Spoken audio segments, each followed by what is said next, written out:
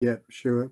Thanks, Alex. Yeah, my name is Nick Butterfield, and I'm the fishery manager at a club in the Lake District, quite a large club in the Lake District. We've got about 1,500 members, and we look after 16 or 17 waters split between game and coarse fishing, everything from lowland trout to upland tarns. So we see the whole range of fishery management issues that Kai was talking about. Oh, that's brilliant. Thank you, Nick. Right, well, the floor is yours. If you just want to prompt me to move through your slides as and when, Okay, I'll put myself on mute and we'll go through. Okay, just flip to the first one then, please, Alex.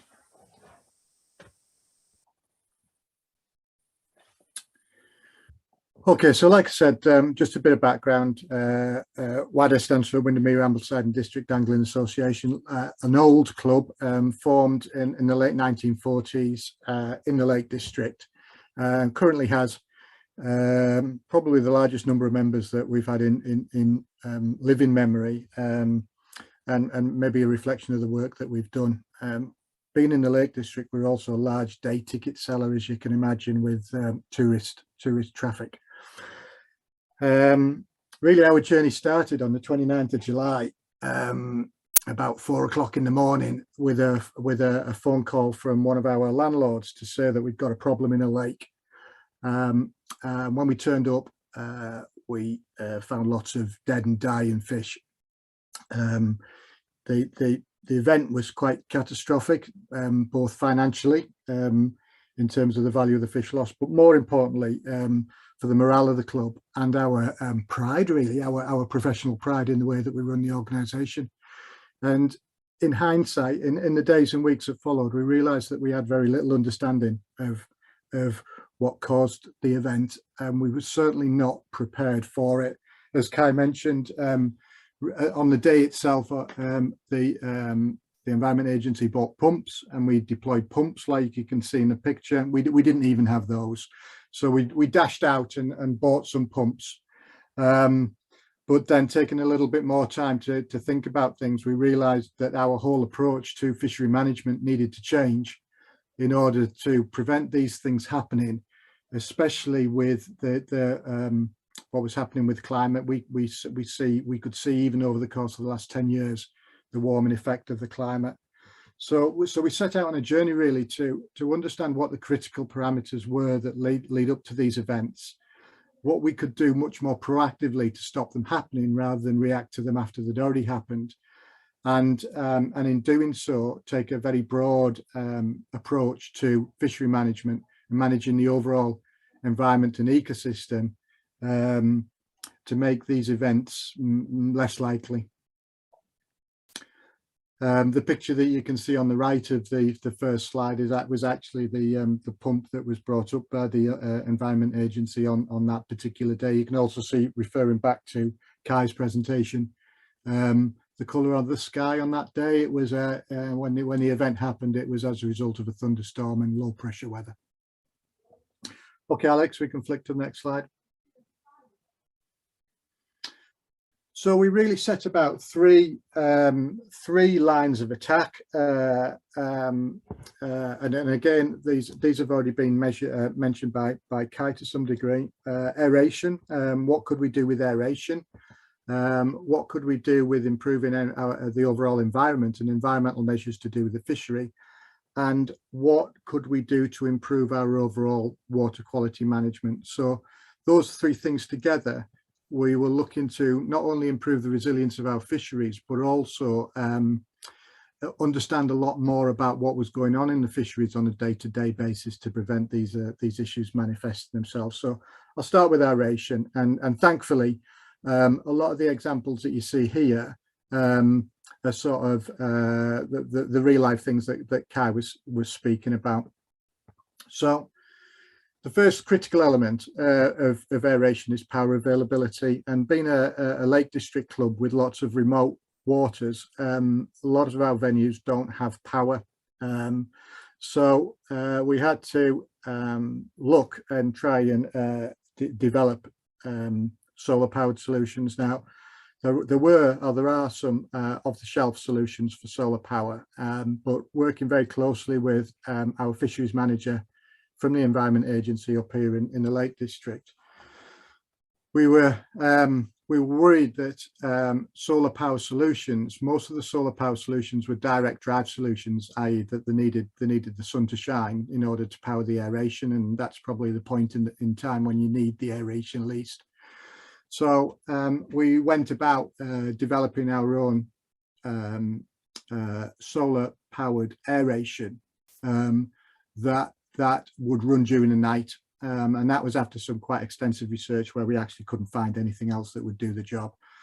So we built a solar farm, if you like, on our venues. We harvest the power that's generated by the solar farm to charge a bank of batteries, and then using a timer system, the aeration then draws the power from the batteries during the dark hours and switches off in the daylight when the batteries are recharged. Sounds very simple. Technically, certainly for us as non-electronics experts, was very challenging. We've made lots of mistakes, lots of very steep learning curve. You can see by the wiring diagram and on the right hand side of the sheet, it's not straightforward. It's not just a case of plugging a car battery into a motor. But we have those now running on a number of our venues, and although I would say not as good as mains powered aeration, it's certainly better than nothing.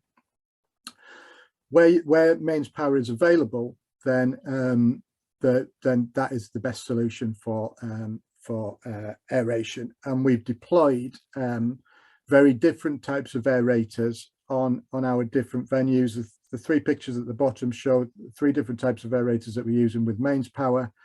We're using a large water circulator that we sourced in Italy to move high volumes of water. You can see on the picture in the bottom left, with the flow on the ripple, you can see how much water that is moving, and that is deployed in a shallow, rocky upland tarn of about 15 acres. That's a trout venue that we've historically had significant issues with. The middle picture is a diffused air system on a deeper water where we've got enough depth of water and water column to gain advantage of that. A little tip on that is we actually built our own system using septic aerators, septic tank pumps, which are a much cheaper solution, providing a lot of air and very straightforward to build, and actually probably using the least amount of electricity of all our aerators. And then the final picture on the bottom on the right hand side is just a straightforward mains powered paddle wheel. One of the advantages that we've picked up, one of the secondary advantages we've picked up with the paddle wheel on the trout waters, is it creates flow, and it's significantly enhanced the quality of the trout fishing throughout the year. You just got to watch that you don't put it too far in the middle of the lake, or the fish tend to congregate in the middle of the lake outside of casting range of the trout anglers. So exactly like Kai said, a whole range of aeration depending on the circumstances that you're dealing with.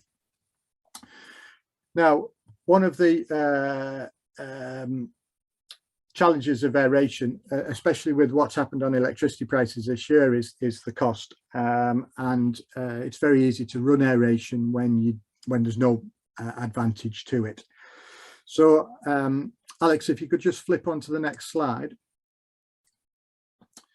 So matched to that, we wanted to make sure that we were actually running the aeration as little as possible, or as little as we need to do in order to maintain the conditions. So again, working with our fishery manager at the Environment Agency, we did an awful lot in improving the overall environmental measures that we put in place to improve water quality. So we started to look a lot more in depth at water quality. And three things in particular that have helped us a lot, though again we've gained some quite significant learning over the last 3 years. On our trout fisheries in particular, the use of barley straw and blue dye has helped enormously. Now the blue dye we originally set about using to try and reduce weed growth, which sounds a bit ironic when talking about trying to maximize oxygen and water. And it's obviously we're trying to achieve a balance. What we found is that the blue dye had marginal effect on the weed, but it did have a significant effect on maintaining low levels of algal growth. And going back to the very first event that we talked about on the 29th of July, that fish kill occurred as a result of an algae crash. So preventing the algae building up in the first place was quite critical, and we have found that blue dye gives us a significant advantage in that respect. We've also found that clear water enhances the quality of trout sport as well, so we get a double win there. We've matched blue dye with barley straw. Now, barley straw is a bit of an enigma. We work quite closely with Manchester University, and I'll talk a little bit more about that in the future. And it seems that it's very difficult to predict the effectiveness of barley straw. We tend to take approach of it's not going to do any harm, and certainly on the fisheries that we've used it in, we've seen significant improvement. So the picture in the top left of the screen is barley straw sausages that we make from Christmas tree, what the wrap Christmas trees up when you buy them at the garden centre.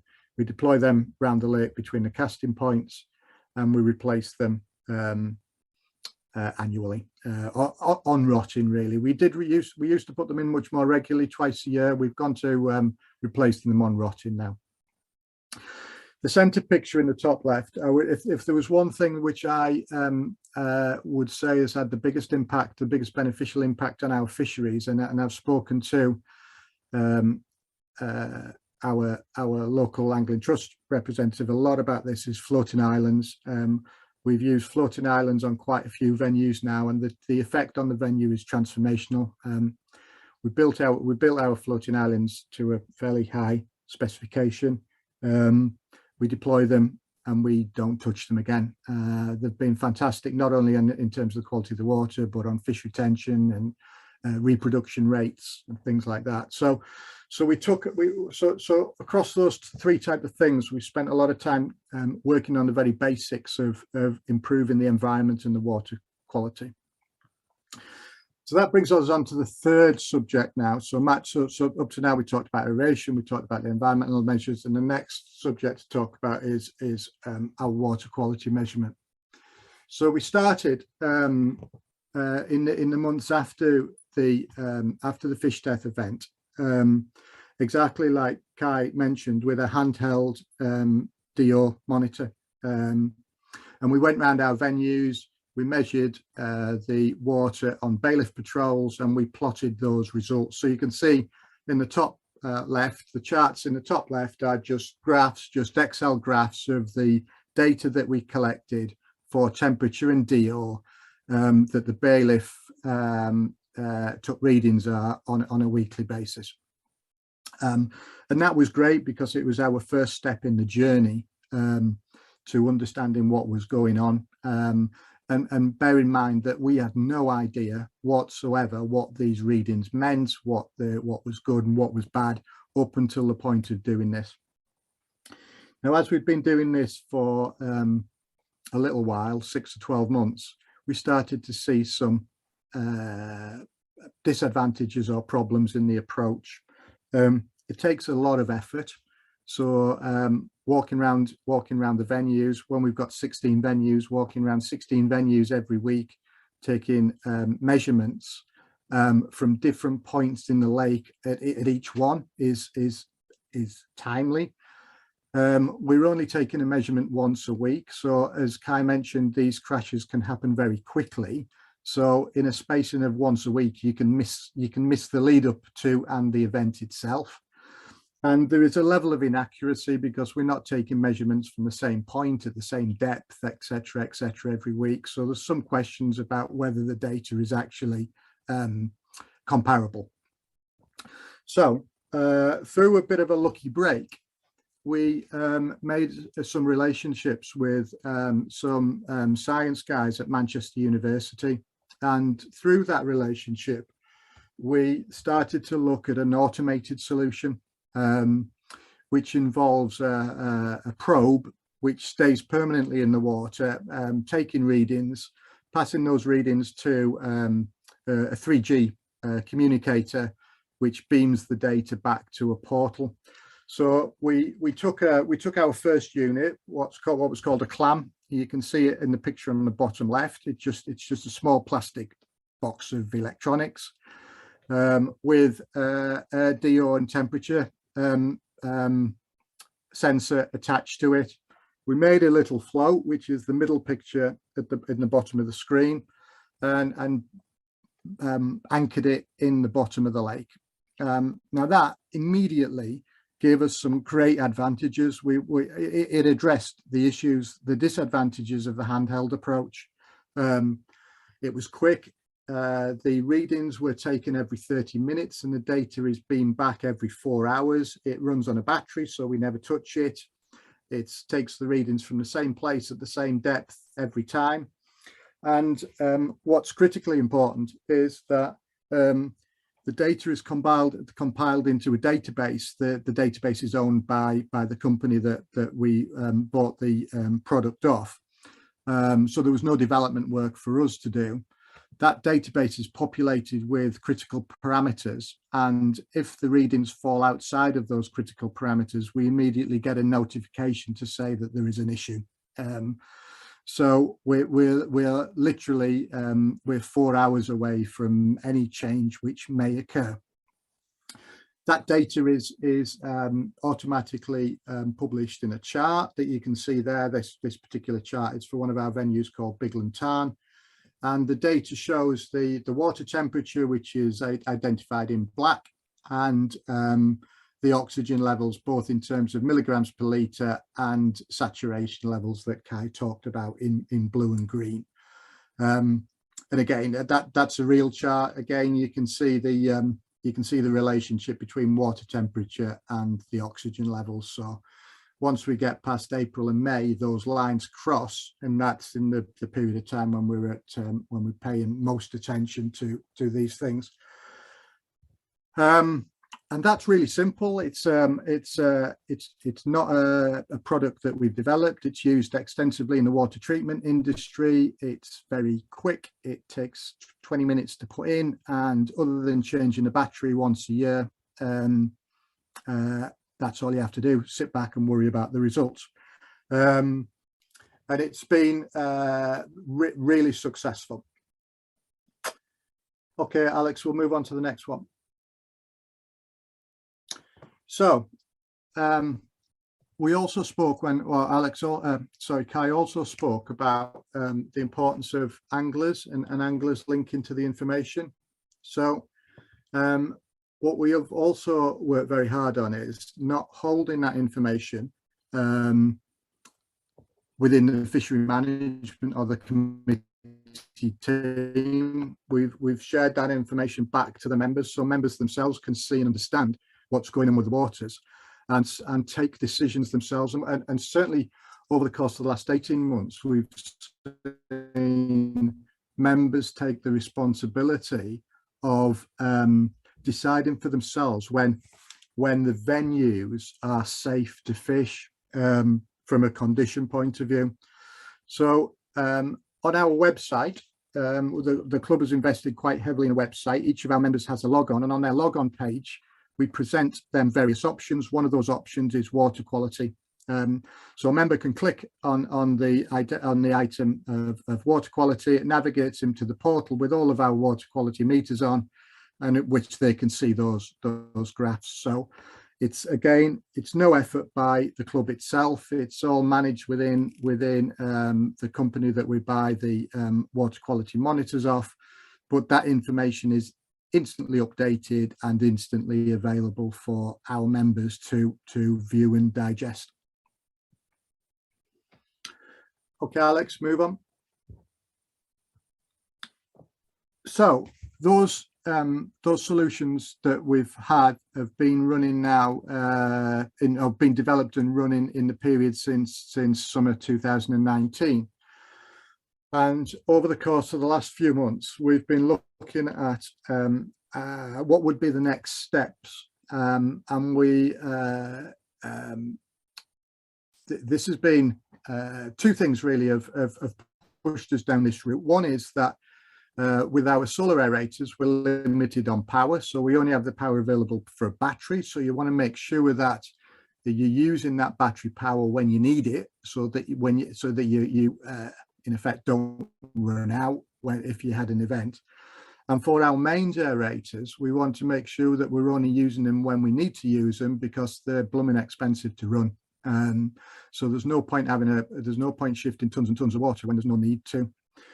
So what we thought would be a really good idea is if we could link the water quality monitors to the aerators, so that the aerators come on when they are deemed necessary. Now, as I already mentioned and already said in a previous slide, we set those parameters, those critical parameters for dissolved oxygen within the data portal of the oxygen monitor itself. So it's a fairly simple job for somebody much cleverer than me to convert that into an electronic signal and then feed that signal back to the monitor that's floating on the water,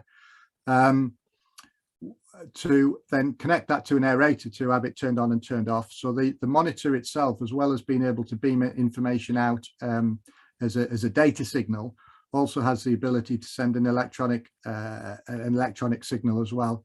So the monitor has an output wire on, which can be wired into the aerator or the timing system of the aerator, which turns it on and off depending on the data that's been received by the monitor. And similarly, if we wanted to override that and turn it on, we can do that from home. So it runs pretty much from a laptop or from a mobile phone. The only difference is the wiring solution is slightly different depending on whether it's mains powered or battery powered. Okay, Alex. So we're constantly looking to evolve the solutions that we've put in place to try and close down any weaknesses or loopholes that we have in the system. In the last 3 weeks, we've actually deployed a much more complex sensor on one of our water monitors on what we deem to be our most critical trout water. So this particular water was about 27 degrees last summer, at the height of the drought last summer. Now we managed to keep all the trout alive. Don't really know how. We were just about giving them a kiss of life at the end of the drought period. But through these interventions, we did keep them alive. Now, this particular monitor that or sensor that we've installed on a monitor in the last few weeks, again, was been done in conjunction with Manchester University. This is a much more complex sensor that measures a whole number of different parameters, as well as dissolved oxygen and temperature. You can see that chart has a lot more lines on it. You can see the point of deployment there just a couple of weeks ago. Now, I guess people like Paul are much more expert than me in these things, but there are two particular measurements that are really important to us here.